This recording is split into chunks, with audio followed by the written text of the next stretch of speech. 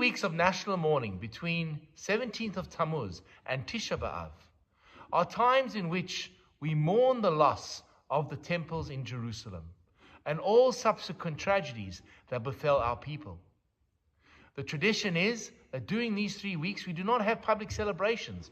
There are no weddings. There are no big events. There's no live music. And as a community, we start to dip into the pain of the loss of the temples. And the question that we have to ask ourselves is, how are we supposed to do this? How do we dip into this pain? It's like we haven't experienced a temple in 2,000 years. How are we supposed to get to feel the pain of the loss?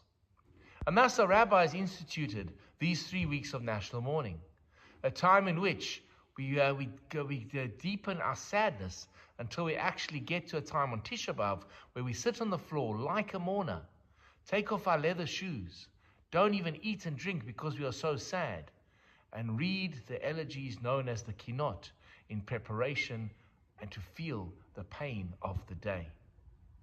And I've always wondered why we need to go through this, and especially this year with the pain of October 7th seared upon the collective consciousness of our people.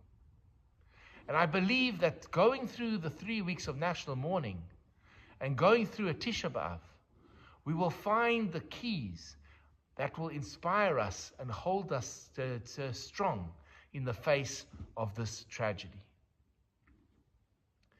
When one dips into history, one realizes that there are chains, that there are events that have been inspiring, and there have been times that we have suffered immeasurable pain, tragedies, destruction of temples, pogroms, crusades, uprisings, culminating in the Holocaust. And the amazing thing is the resilience of the Jewish people, that no matter what has happened to us over this time, we're able to pick ourselves up, dust ourselves off, rebuild, and live. Fulfilling the verse in the Torah which says, V'chai bahem, choose, bacharta b'chayim, choose life, live life, rebuild. This has always been our response. And when we are sitting in the depths and the pain of this current year, where do we find inspiration?